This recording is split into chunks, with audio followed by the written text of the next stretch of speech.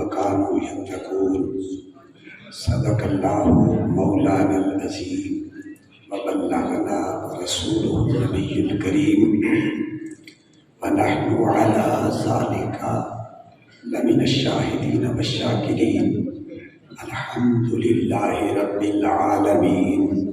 تمامی حضرات محبت کے ساتھ ذوق کے ساتھ درود پاک پڑھ لیجیے۔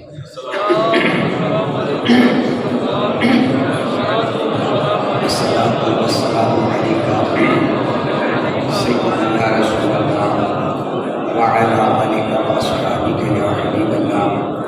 الصلاۃ والسلام علیک وعلی آلک واصحابک یا محمد رسول اللہ۔ عزیزان گرامی، سب سے پہلی گزارش یہ ہے کہ بندہ ناچیز کوئی عالم یا کوئی فاضل یا کوئی خطیب نہیں، ایک مدرسے کا ادنا سا طالب العلم ہوں، سبق سنانے کے لیے حاضر ہوا ہوں۔ آپ دعا فرمائیں خلاق کائنات مجھے صحیح سبق سنانے کی، آپ کو سننے کی اور ہم سب کو حق سن کر سمجھ کر عمل کرنے کی اللہ توفیق عطا فرمائے۔ اس کے بعد دوسری گزارش یہ ہے کہ آستانہ عالیہ پر آپ حضرات کے علم میں ہے کہ ہر وقت روحانیت کے فیض و برکات اور آسمانے سے رحمتوں کا نزول ہوتا ہے اور ہوتا رہے گا۔ اور آج اس تقریب میں تمام سادات کرام تشریف فرما ہیں۔ میں نام لے لے کے ایک کی دستبوسی کرتا اور ان کا شکریہ ادا کرتا کہ مجھ جیسے ایک نکمے طالب علم کو سبق سنانے کے لیے حکم دیا۔ بس میرا اتنا مان ضرور ہے کہ ان سادات کی دعاؤں سے اللہ مجھے حق کہنے کی توفیق عطا فرمائے۔ عزیزان گرامی، بلا تمہید جس آیت کو اپنی گفتگو کا عنوان بنایا ہے، کیونکہ عرس کے موقع پر ظاہر سی بات ہے مقام ولایت کے حوالے سے معروضات اہل علم حضرات پیش فرماتے رہتے ہیں۔ اسی حوالے سے میں کچھ باتیں آپ کے گوش گزار کروں گا، لیکن اس سے قبل ایک دو تمہیدی باتیں ہیں، ان کو ذرا ذہن نشین فرما لیں تاکہ میری گفتگو آسانی سے سمجھ آ جائے۔ پہلی بات یہ ذہن میں رکھیں کہ مقام نبوت بند ہے آقا کریم علیہ السلام کی ذات کے بعد کوئی نبی نہیں بن سکتا۔ یہ ہم اہل سنت کا علی سبیل الاتفاق عقیدہ ہے، اس میں کسی قسم کی کوئی دوسری رائے نہیں ہے۔ آپ کے بعد کسی نئے نبی کا تصور یہ محال بذات ہے۔ نہ کوئی ذلی نبی آ سکتا ہے، نہ کوئی بروزی آ سکتا ہے، نہ کوئی تشریعی آ سکتا ہے، نہ کوئی غیر تشریعی آ سکتا ہے۔ اس کے بعد مقام ولایت ہے، مقام ولایت تا قیام قیامت جاری رہے گا۔ ولایت کی دو صورتیں ہیں، ایک ولایت کسبی ہوتی ہے، ایک ولایت وہبی ہوتی ہے۔ ولایت کسبی کا مطلب یہ ہوتا ہے کہ کوئی آدمی محنت کرتا ہے، ریاضت مجاہدہ عبادت کرتا کرتا وہ اللہ کے اتنا قریب ہوتا ہے، اللہ اسے اپنا محبوب بنا لیتا ہے۔ اور ایک ولایت وہبی ہوتی ہے، اللہ تبارک و تعالیٰ ان کو ماں کے پیٹ سے ہی ولایت کا مقام عطا کر کے دنیا میں بھیج دیتا ہے۔ یہ ساؤنڈ والے ذرا سنتی کر لیں، آواز سیکھی کو بھی بند کرتے ہیں، آواز سنگل بڑی مہربانی۔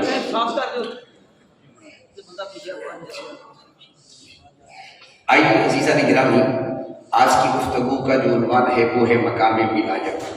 اس سلسلہ میں بلا تمہید جس آیت کو اپنی گفتگو کا عنوان بنایا، اکثر آپ اس کو سنتے رہتے ہیں، لیکن اکثر ہوتا ایسا ہے کہ ہم ایک حصہ پڑھتے ہیں، الا ان اولیاء اللہ لا خوف علیہم ولا هم یحزنون، بس یہاں آ کے روک دیتے ہیں اور ترجمہ اتنا کر دیتے ہیں کہ بے شک اللہ کے ولی وہ ہیں انہیں کوئی خوف بھی نہیں اور کوئی غم بھی نہیں ہے۔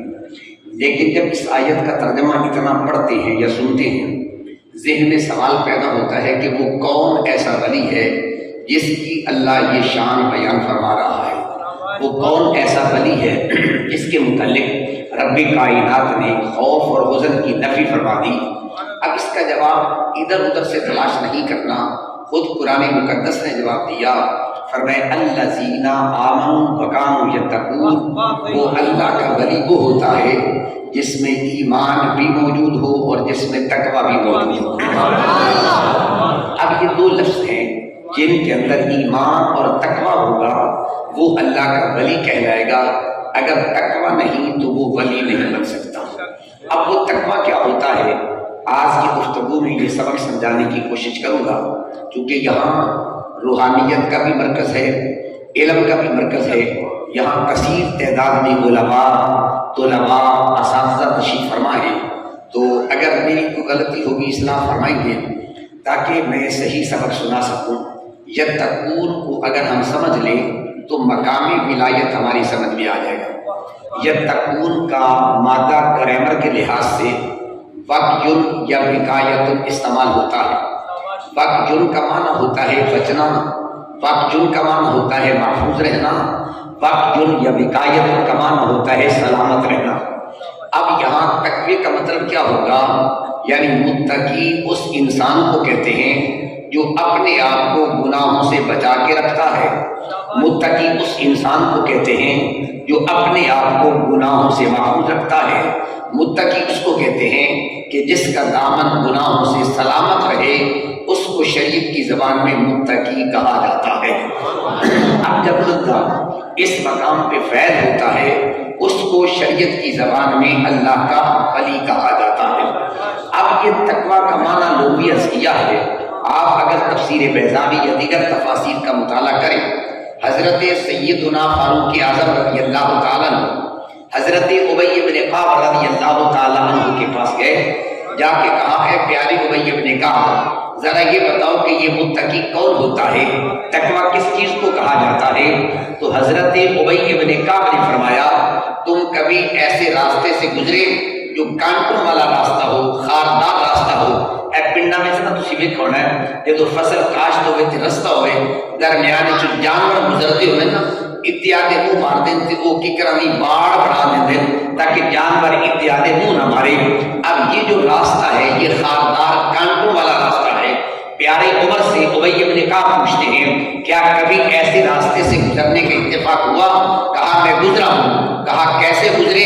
کہا اپنے دامن کو سمیٹ کے گزرا، کہیں کانٹے میرے دامن کو نہ چبھائیں۔ فرمایا تقویٰ یہی ہے بندہ شریعت کے راستے پر اپنے دامن کو سمیٹ کے چلے، اس کا دامن بھی کہیں گناہوں سے گندا نہ ہو جائے، اس کو شریعت میں متقی کہا جاتا ہے۔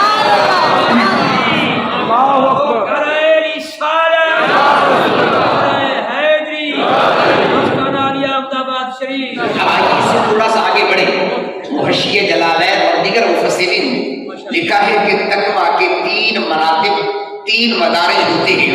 تقوی کا پہلا درجہ یہ ہوتا ہے انسان کفر سے نکل کر اسلام کے دائرے میں آ جائے تو گویا کہ اس نے تقوی کا پہلا درجہ حاصل کر لیا کہ اس نے اپنے آپ کو کفر سے بچا لیا ہے۔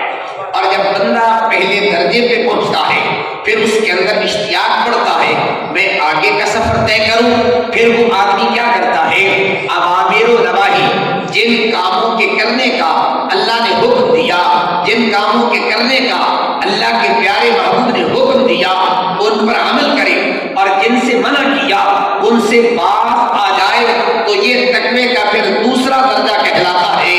اب جب اس منزل پہ آتا ہے اس کا شوق بڑھتا ہے میں اور آگے بڑھوں، تو پھر وہ کیا کرتا ہے، پھر وہ آدمی یہ عمل کرتا ہے پہلے صرف اوامر و نواہی تھے، اب اس کا اٹھنا، اس کا بیٹھنا، اس کا چلنا، اس کا سانس لینا اپنی مرضی کا نہیں ہوتا، یا اللہ کی مرضی کا ہوتا ہے یا مصطفیٰ کی مرضی کا ہوتا ہے۔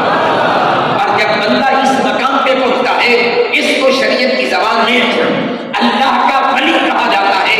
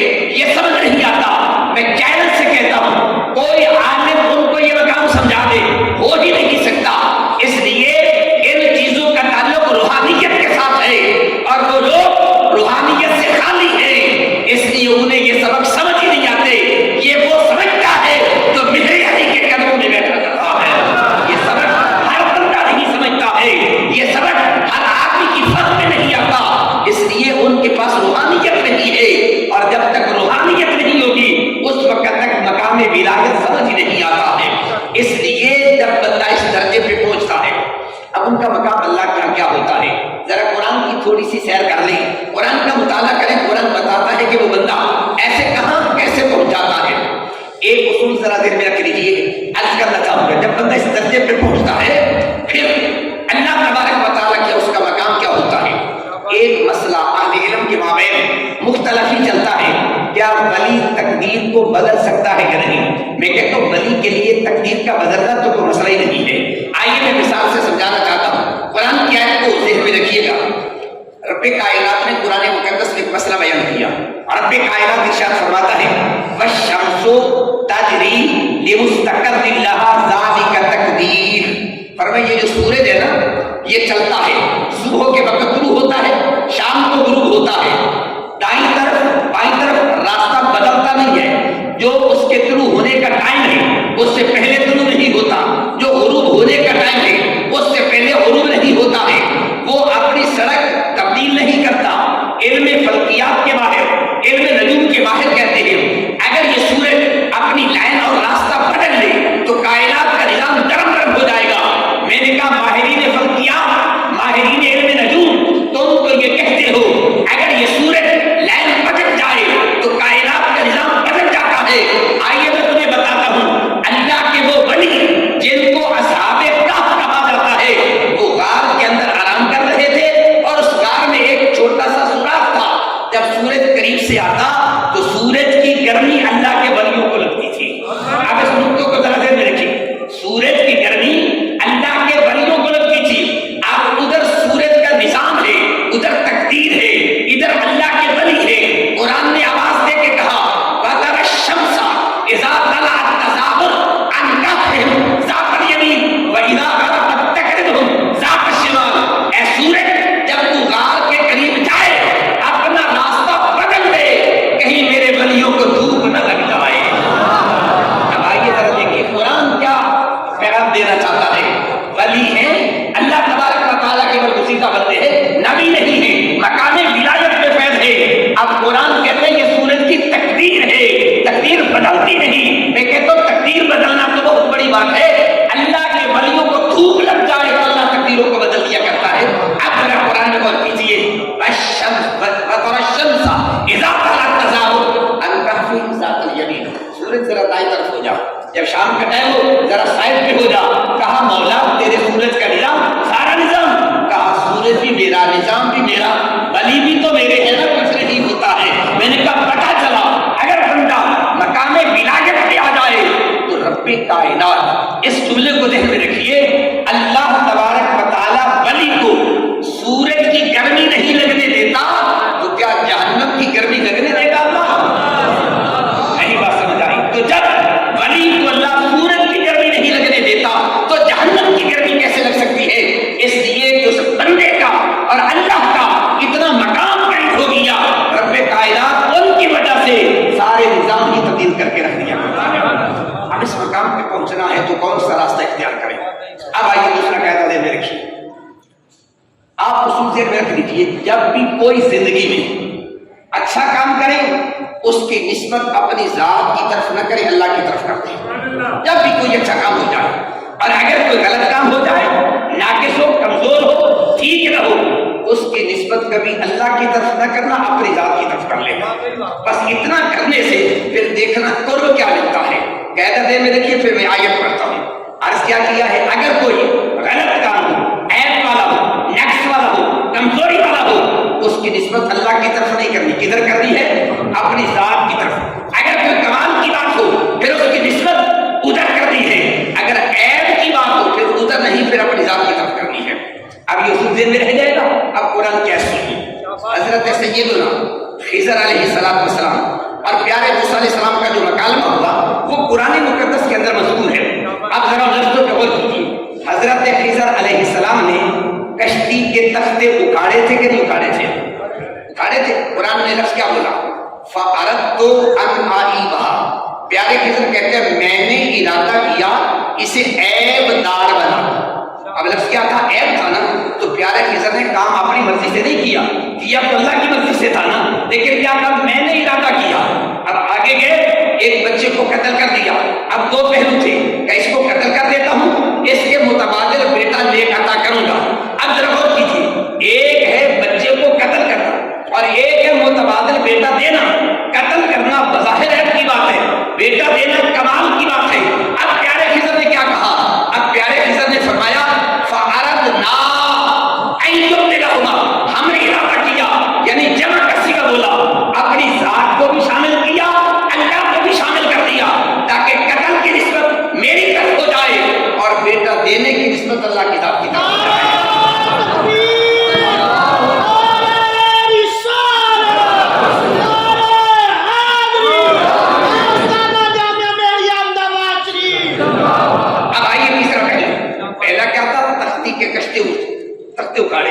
نسبت کدھر کی؟ اپنی ذات کی طرف.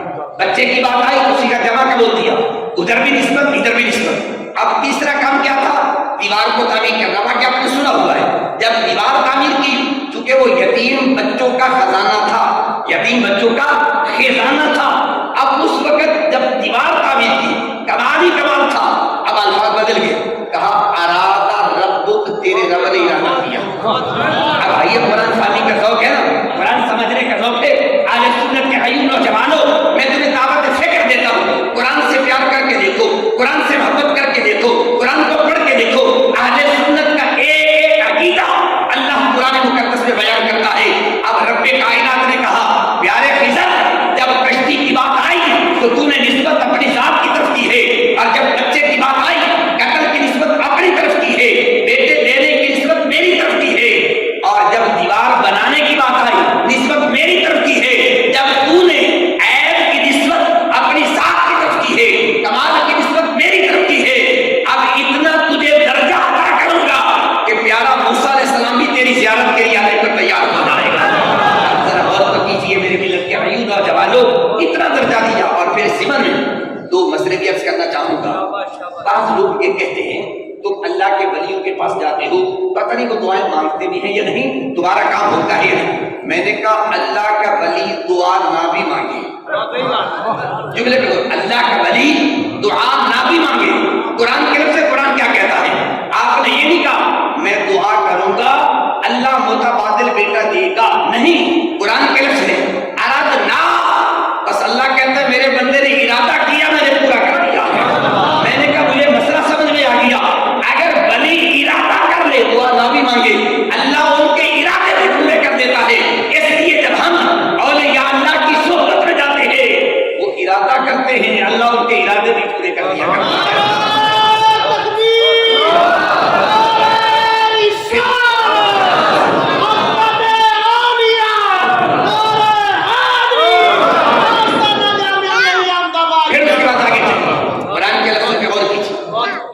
خضر علیہ السلام نے دیوار کو تعمیر کیا, نیچے کیا تھا؟ خزانہ تھا. تو خزانے کو بچانا یہ کوئی کام تھا؟ بھئی دنیا تو ویسے ہی اللہ کو پسند نہیں ہے نا, نہ پیارے محبوب کو پسند ہے. ایک بات عرض کرتا ہوں, ناراض تو نہیں ہوگی. آج ہم دنیا سے بڑا پیار کرتے ہیں, دعویٰ عشق سرکار کرتے ہیں, غلط. توجہ ہے, دنیا سے پیار اور عشق سرکار دو متضاد چیزیں ہیں. جہاں دنیا کی محبت ہوگی عشق رسول نہیں آئے گا. قسم سے کہنا چاہتا ہوں, میرے پاس دلائل ہے, ایک نہیں, الحمدللہ بتوفیق کی تعالیٰ بہت دلائل ہے. میرے محبوب نے دنیا سے کتنا پیار کیا, کتنا پیار کیا کہ نماز مغرب کا ٹائم ہے, مصلی پہ کھڑے ہو گئے, تکبیر ہو گئی, حضور گھر تشریف لے کے گئے, آ کے نماز پڑھائی. صحابہ نے اس کے یا رسول اللہ خیر تھی, گھر کیوں چلے گئے؟ فرمایا میرے گھر میں 3 درہم تھے. کتنے؟ 3 درہم. کہا اگر میں نماز پڑھاؤں اور اللہ مجھے اپنے پاس بلا لے اور مجھ سے سوال کرے کہ آپ کے گھر میں 3 درہم تھے تو کیا جواب دوں گا؟ اس لیے دنیا کو پہلے نکالا. یہ بات بڑی مشکل ہے. دنیا کو پہلے نکالا, پھر اللہ کی بارگاہ میں سر جھکایا, اور پیارے پیغمبر نے تو بتایا تھا اور دنیا کو دل میں نہیں گھر میں بھی جگہ نہیں دینی. آج ہم نے دل کو دنیا میں بسا لیا اور دنیا کی محبت دل میں رکھ لی, پھر عشق رسالت کا دعویٰ فضول ہے. اگر عشق رسول کا تقاضا ہے پھر اس دل کو دنیا کی محبت سے خالی کر دینا. مجھے قبلہ حضور کی نصیر ملت علیہ الرحمہ نے ارشاد فرمایا کہ تاجدار گورنر سرکار کی سید مہر شاہ صاحب علیہ الرحمہ نے زندگی بھر جیب میں روپیہ نہیں رکھا تھا, کبھی روپیہ نہیں رکھا. کسی نے پوچھا جی کیوں نہیں رکھتے؟ کہا جیب بھی یہاں دل بھی یہاں, اگر یہاں روپیہ ہوگا نا پھر میں سجدہ کروں گا, یہ دل دنیا کے آگے جھکے گا, اللہ کے آگے تو نہیں جھکے گا نا.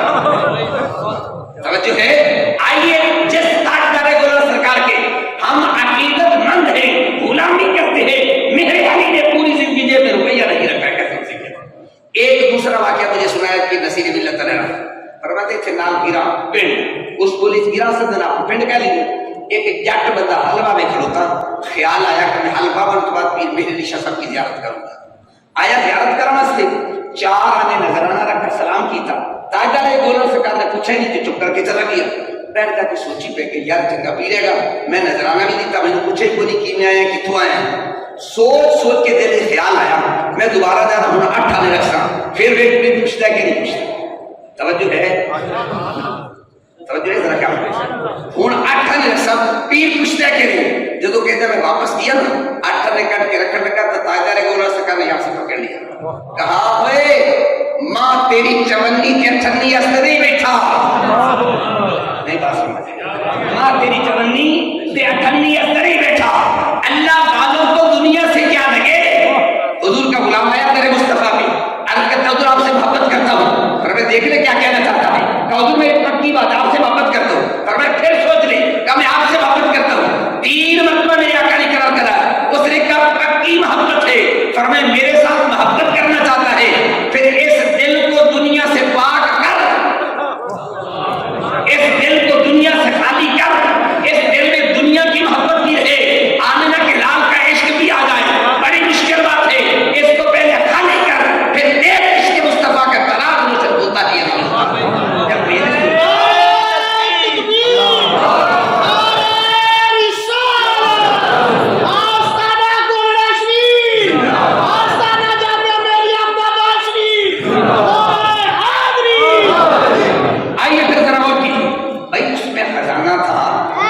اتنا بڑا اہم کام اللہ نے پیارے خضر علیہ السلام کو بھیجا کیوں بات سنیے قرآن پیغام دینا چاہتا ہے بات خزانے کی نہیں ہے بات دولت کی نہیں ہے کس چیز کی ہے کہا بکانا ابوہما صالحا ان کا باپ اللہ کا ولی تھا ان کا باپ اللہ کا ولی تھا رب کائنات بتانا یہ چاہتا ہے اللہ ولی کی اولاد کی حفاظت کیسے کرتا ہے اللہ ولی کی اولاد کے اگر خزانوں کو بچاتا ہے تو کیا ان کے ایمان کو اللہ نہیں بچا دے گا کبھی بھی اس لیے قرآن نے دوسرے مقام پہ یوں کہا اگر یہ اللہ کا ولی کا جو بیٹا ہے یہ اگر خدا نہ کرے کہیں کمی بیشی ہو بھی جائے اور کرنا اگر کہیں کمی بیشی ہو خزانہ بچا سکتا ہے تو اللہ ان کے ایمان کو بھی بچا سکتا ہے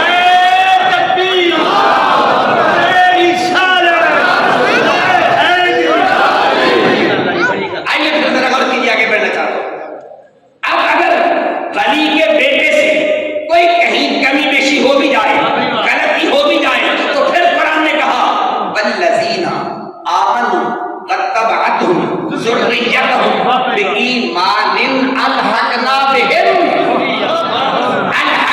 بهم اور فرمایا تمہارے تم کو غلطی ہو بھی جائے شرطاً مومن رہو ایمان ختم نہ کرو کمی ہو بھی جائے الحقنا بهم جہاں ولی ہوگا اس ولی کا بیٹا بھی جنت میں ولی چلا جائے گا الحقنا بهم ذریتهم وما الحقناهم من عملهم من شيء یہ نہ سمجھ لینا ولیوں کی نیکی جو کو کمی بیشی کر لیسا کوئی گھٹا لگا نہیں ان کا خزانہ بھی پورا رہے گا تمہارا خزانہ بھی پورا ہو جائے گا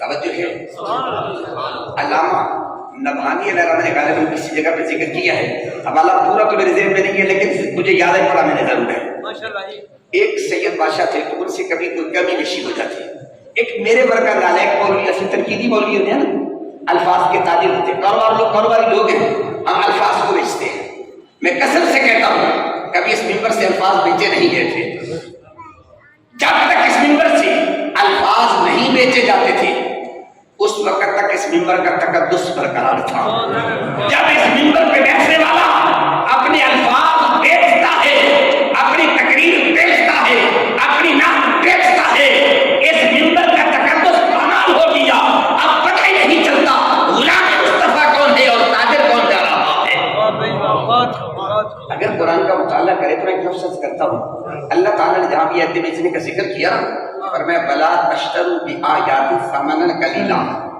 میری آیتوں کو ثمن قلیل کے بدلے میں مت بیچنا اب آپ کو مسئلہ بتانا چاہتا ہوں علماء تو جانتے ہیں ان سے پوچھئے تشترو اشترا سے نکلا ہے اشتریتو اور بیعتو یہ دونوں لفظ الفاظ متضادہ میں سے ہیں یہ دونوں لفظ لغت کے اعتبار سے الفاظ متضادہ میں سے ہیں متضادہ کا مطلب یعنی اشترا کا معنی بیچنا بھی آتا ہے اشترا کا معنی خریدنا بھی آتا ہے اسی طریقے سے بیعتو کا معنی بیچنا بھی آتا ہے بیعتو کا معنی خریدنا بھی آتا ہے اب آیت کا ترجمہ سنیے، ولا تشتروا بآیاتی، فرمائے یہ جو مولوی تقریر بیچتا ہے یہ بیچنے والا مجرم نہیں، لینے والا بھی برابر کا مجرم ہے۔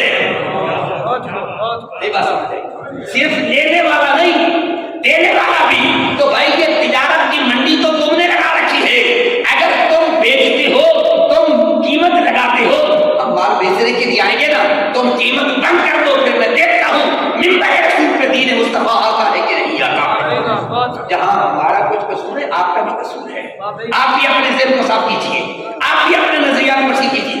آپ کا جلسہ رکھنا ہے نا، ایک جگہ میٹنگ تھی تو مشورہ ہو رہا تھا، کہڑے بندے کو بلائیے تے بندے بابا کٹھے ہو جائیں، یار فلانے کو بلائیے اور پیسے بڑے لیتا ہے، میں اکلا کر ہور تو نہیں کٹ رہے، کہتا وہ کیوں؟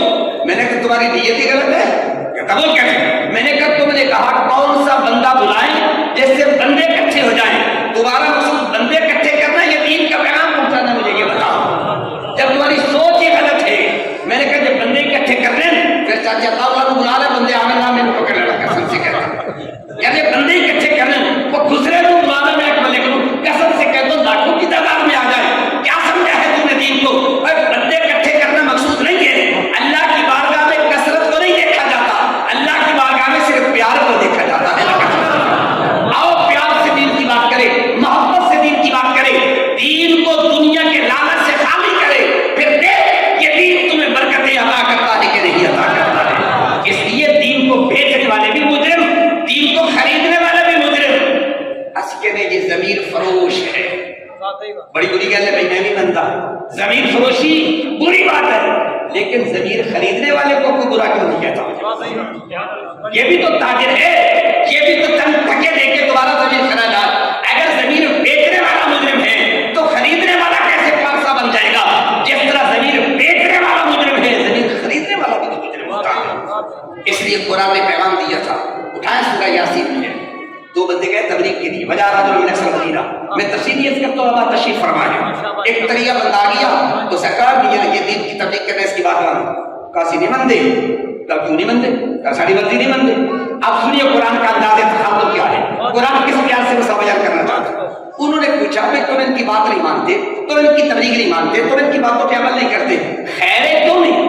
اب انہوں نے سوال کیا، اچھا یہ بتاؤ یہ جو دین پہنچانے آئے ہیں، یہ جو مبلغ آئے ہیں، یہ تم سے پیسے مانگتے ہیں کہ نہیں مانگتے؟ یہ لفظ قرآن میں اذکر میں پڑھتا ہوں، کیا سوال کیا؟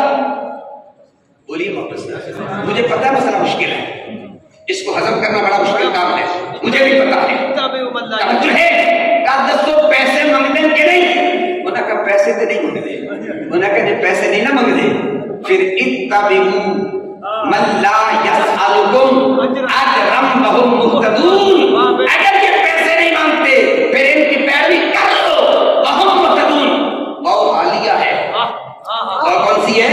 یہ طلباء بیٹھے ہیں، ان سے بتا دوں، وہ حالیہ، اس حال میں وہی شخص ہدایت پر ہوگا، لا یسأل، جو سوال نہیں کرے گا، جو پیسے مانگے گا، وہ تو خود ہدایت پر نہیں ہے، تمہیں کیسے ہدایت عطا کر دے گا؟ بڑے قرآن کیا کہنا چاہتا ہے؟ میرے ملت کے حیون نوجوان، ہمیں اولیاء کاملین نے، ہمارے علماء ربانیین نے جو پیغام دیا تھا، جو سبق پڑھایا تھا، وہ سبق ہم بھول گئے۔ آج ہم اس کو بیٹھ کے مقابلے کرتے ہیں، میں بھی فلانی جگہ کی تقریر بڑی اچھی لگی تھی، مجھے بڑے پیسے ہو گئے، یار اگر یہ معیار ہے تو پھر مجھے بتائیے جب دوسرے پہ پیسے آ جاتے پھر وہ تم سے بھی زیادہ بہتر ہو گیا ہے۔ بس تو یہ بتا، تو تبلیغ کے لیے دیا تھا، کیا کسی کے دل کی دنیا بھی بدلی ہے یا نہیں؟ کسی کے اندر نماز پڑھنے کا ذوق پیدا ہوا، کسی کے اندر قرآن پڑھنے کا جذبہ پیدا ہوا، کسی کے اندر علم پڑھنے کا ذوق پیدا ہوا؟ اگر کسی بندے کی سوچ نہیں بدلی ہے پھر تیری تقریر ناکام ہے، اگر ایک بندے کی سوچ بدل گئی تیری تقریر کامیاب ہو جاتی ہے۔ اس لیے سوچ کو بدلیے، فکر کو بدلیے، زاویہ نگاہ کو بدلیے۔ آج ہم جب جائیں گے تو جو سوچ لے کے جائیں گے، جو فکر لے کے جائیں گے، نتیجہ اسی کا مرتب ہوگا۔ اگر میرا مقصود یہاں کے پیسے اکٹھے کرنا ہے پھر یہ دنیا تو مل جائے گی، دین کبھی بھی نہیں ملے گا۔ دین کے لیے نکلو، دین والا تمہارا خود خیال کر لے گا۔ اتبعوا من لا یسألکم اجرا وہم مہتدون، فرمایا اس حال میں وہی ہدایت پر ہوگا جو پیسے نہیں مانگے گا، جو مانگے گا وہ تو خود ہدایت پر نہیں ہے۔ کوئی اندھے بھی کہتی ہے اندھے نورا دکھایا، اصل کے لگتا ہے اندھے بھی کہتی ہے اندھے نورا دکھایا، سجاکھا ہوئے قرآن کی اندھی تقریر کرتے ہو. توجہ ہے, اکثر لوگ کہتے ہیں طلبا کے بھی جملات میں طلبا تو جانتے ہیں کہ لگے اندھی تقریر کرتے ہو. میں نے کہا شکر کرو اندھی کرتے ہیں, اندھے کی نہیں کرتے. میں نے کہا اندھی کرتے ہیں, اندھے کی نہیں کرتے. توجہ ہے. وہ میاں اگلا سجاکھا ہوئے نا, پچھلا انا بھی ہوئے اگلا بچا لے گا. جی اگلا ہی انا ہے تو پچھلے کو ماں سے بچائے گا, اس لیے اگلے کو انا نہیں ہونا چاہیے. گڈی ہے نا ریلوے لائن, ادھر بڑے ڈبے بھی انجن بھی, انجن ٹھیک ہوئے نا ڈبے پرانے بھی ہوئے 10 اسٹیشن تک پہنچ جائیں گے. نہیں میں جملہ جو سمجھانا چاہتا ہوں توجہ ہے, ڈبہ ٹھیک نہیں, انجن ٹھیک ہونا چاہیے ہے. عالم ٹھیک ہوئے مقتدی بھی ٹھیک ہو جاسے, پیر ٹھیک ہوئے مرید بھی سیدھے راستے آ جاسے. یہ پیر آپ ہی نہ نماز پڑھے مریدوں کی بھی کبھی نماز پڑھا نہیں. بات سمجھ اگر پیر آپ کی داڑھی نہیں رکھے گا مریدوں کی بھی کرے گا, اور پیر آپ ہی کتا میں شکار کرتا وجہ ہوئے نہیں. بات سمجھ سنیو, سوچو, اللہ نے عقل بھی دیا ہے, شعور بھی دیا ہے, ادراک بھی دیا ہے, احساس بھی دیا ہے, فہم بھی دی ہے, فراست بھی دی ہے, فطانت بھی دی ہے, ذہانت بھی دی ہے. اس عقل کو کہاں استعمال کرو گے؟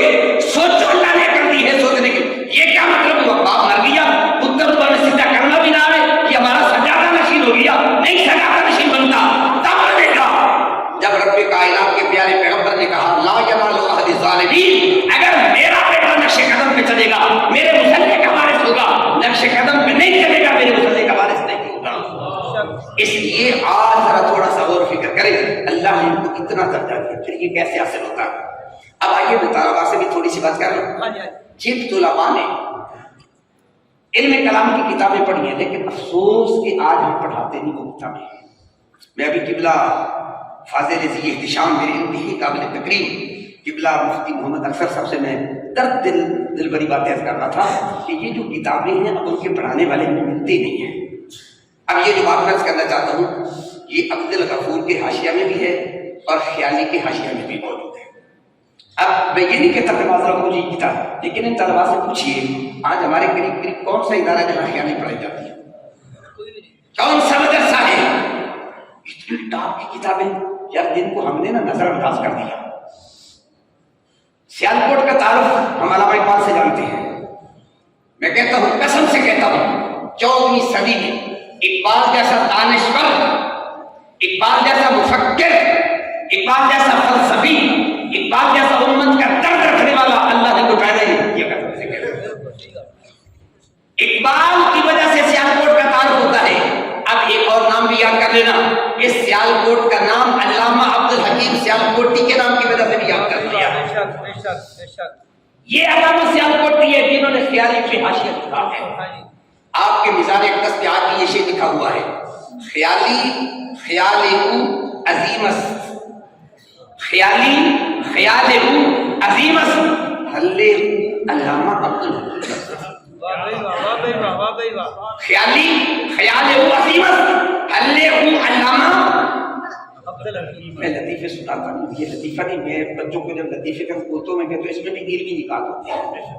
طلباء کے لیے عرض کروں گا, ہمارے استاد مکرم قبلہ حضور شیخ القرآن مولانا منظور احمد صاحب علیہ الرحمہ نے یہ ایک بات ارشاد فرمائی. فرمایا ایک فریق کے مخالف کے استاد تھے, خیالی پڑھاتے تھے لیکن ان کے پاس حاشیہ علامہ سیالکوٹی کا تھا. جب وہ کوئی مسئلہ بیان کرتے اختلاف رائے کا اظہار کرتے تو علامہ سیالکوٹی سے ان کے تعصب رکھتے تھے, کہتے پنجابی ڈگے نے یہ لکھا ہے. وہ طالب نے جب سنی آنا بڑی تکلیف ہوئی, بھئی یہ فیض بھی حاصل کر دے, کتاب بھی نہیں پڑھ دینا, پنجابی ڈگا بھی آتا ہے. انہیں حملے جو استاد نال دوستی رہی ہوتی, کمرے چلا جائے, کدی آوے, کدی روٹی, کدی چائے پانی, انہیں خیالی والا حاشیہ کو چوری کر لیا, لکا کے رکھ لیا. دوسرے دن انہوں نے رات کو کرے مطالعہ خیالی دا حاشیہ سیالکوٹی والا ہوئے تک کتاب آ لے.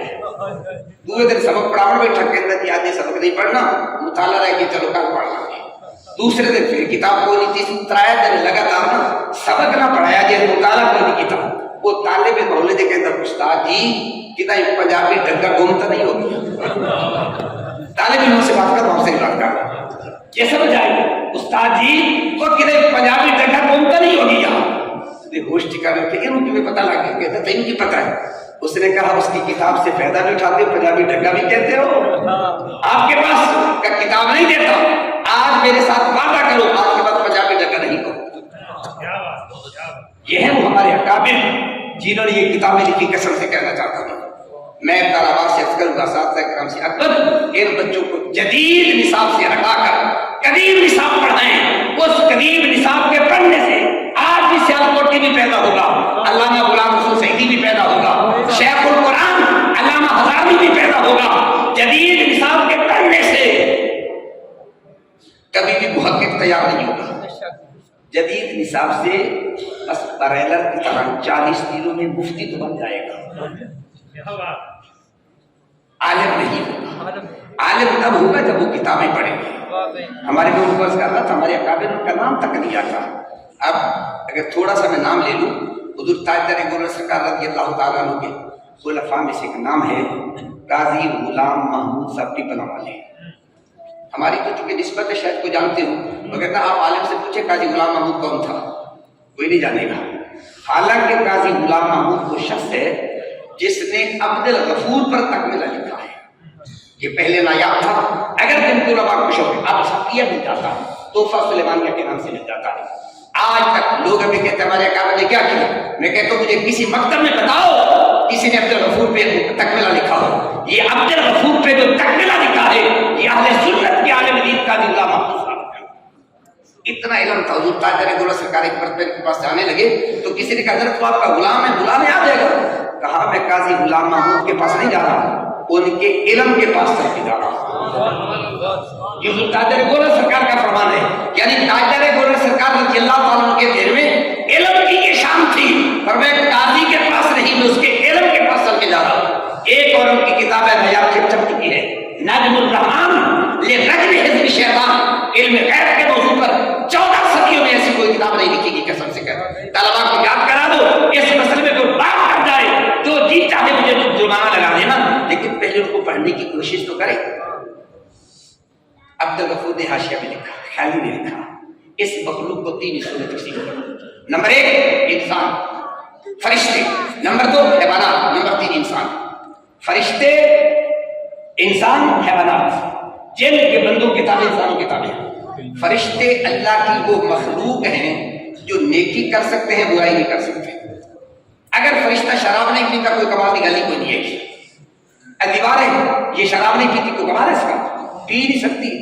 جانور وہ مخلوق ہے جو حلال اور حرام کو نہیں جانتے، جو مرضی کر لگے. شریعت کا کوئی قانون نہیں ہے، شریعت کا کوئی قانون نہیں ہے ان کے لیے. کوئی نہیں کہ جانور کہتے پٹھے چل رہے کان کاٹ دو پیر کاٹ دو، کوئی قانون نہیں ہے. اب درمیان میں آگے انسان. اب اس میں اللہ نے 2 چیزیں رکھی ہیں. نمبر 1 علامہ کیا فرماتے ہیں قوت نورانیہ اور قوت حیوانیہ. قوت نورانیہ اور قوت حیوانیہ یعنی فرشتوں والی صفت بھی رکھی، جانوروں والی خواہشات کی صفت بھی رکھی. اب ایک بندے کی مرضی ہے کہڑے پاسے جانا چاہتا ہے. اگر ایک بندہ اپنے آپ کو گناہوں تو بچا کے نیکیوں کا پیکر بن جائے تو پھر یہ بندہ فرشتوں سے بھی افضل ہو جاتا ہے. اور اگر یہ بندہ نیکیوں کو چھوڑ کر برائی کی طرف آ جائے پھر یہ بندہ جانوروں سے بھی بدتر ہو جاتا ہے. یہ وہ خلاصہ ہے جو میں آغاز سے لایا تھا یہاں تک کہ تقویٰ کیسے حاصل ہوتا ہے. جب بندہ نیکیوں کا پیکر بن جاتا ہے پھر یہ بندہ فرشتوں سے بھی افضل ہوتا ہے. اسی کو کلندر لاہوری علامہ اقبال علیہ السلام نے کہا، اقبال میں تیرے قدموں کو بھی چومنے کے لیے تیار ہوں، تو تمہیں زمانے نہیں ہوتا اس لیے کہ تجھے اللہ نے قرآن کا وہ علم دیا، وہ نور فراست عطا کیا جو کسی کے پاس بھی نہیں ہے. اقبال نے اس وقت کہا تھا کہ یا رب فرشتہ بننے سے میری توقیر کرتی ہے، یا رب فرشتہ بننے سے میری توقیر کرتی ہے، میں مسجد ملائکہ ہوں مجھے انسان ہی رہنے دے. اور حالی نے کہا تھا فرشتوں سے بہتر ہے انسان بننا، فرشتوں سے بہتر ہے انسان بننا، مگر اس میں لگتی ہے ذرا محنت زیادہ. اب اللہ والوں نے یہ محنت کی، یہ کوشش کی، وہ اس مقام تک پہنچے. اب ہم سست ہو گئے، کاہلی کا شکار ہو گئے، جس کا نتیجہ یہ نکلا کہ آج ہم اولئک کالانعام بل ہم اضل کے درجے میں چلے گئے. بس آخری مسئلہ عرض کر کے بات کو ختم کرنا چاہتا ہوں. میں نے ایک مسئلہ کیا کہ جانوروں کے لیے کوئی شریعت قانون نہیں ہے، جو مرضی کرے کوئی شریعت قانون نہیں ہے، لیکن جانور کے لیے ایک قانون میں نے پڑھا ہے، ایک قانون ہے. مسئلہ جانوروں کے لیے شریعت میں کوئی حد نہیں، کوئی سزا نہیں، کوئی کچھ نہیں. جو مرضی کرتے ہیں، لیکن ایک قانون میں نے پڑھا ہے، وہ کون سا؟ میرے اور آپ کے پیارے آقا دو عالم علیہ السلام نے ارشاد فرمایا اقتلوا البغا ولو کان فی جوف الکعبہ. یہ علماء بیٹھے سے پوچھے اس ترمذی کے اندر بولو، فرمایا چھپکلی کو قتل کر دو اگرچہ یہ خانہ کعبہ کے غلاف سے بھی لپٹی ہوئی کیوں نہ ہو. صحابہ نے پوچھا یا رسول اللہ اس کا قصور کیا ہے، جرم کیا ہے؟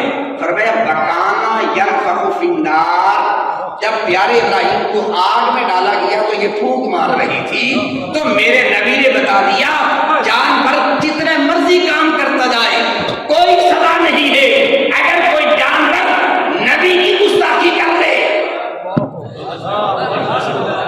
اگر کوئی جانور مقام نبوت کی توہین کرے، جانور کے لیے کوئی قانون نہیں. اگر جانور گستاخی رسول کرتا ہے تو وہ جانور بھی زندہ رہنے کے قابل نہیں ہوتا ہے.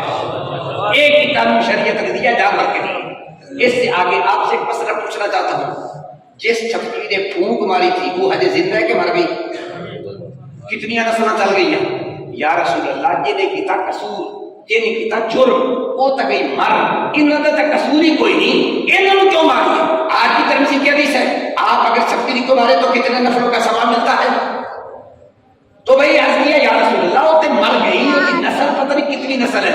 فرمایا پیغام دینا چاہتا ہوں صرف گستاخ رسول ہی نہیں، گستاخ رسول کی اولاد بھی زندہ رہنے کے قابل نہیں. گستاخ رسول نہیں، اس کی نسل کو بھی زمین پہ زندہ باد رہنے دینا. اگر دل میں عشق مصطفیٰ ہے، اگر دل میں محبت مصطفیٰ ہے، گستاخ رسول کی پہچان کرو. آپ کا قادیانیت کیا کرتی ہے ہم نے مقام نبوت پر ہی سمجھا. اگر سمجھنے کی کوشش کرتے تو یہ زمین پہ دندناتے پھرتے. بس یہی عقیدہ ہے، گستاخ رسول اس روئے زمین پہ زندہ رہنے کے قابل نہیں ہے. دعا کرے اللہ عمل کی توفیق عطا فرمائے. وما علیہ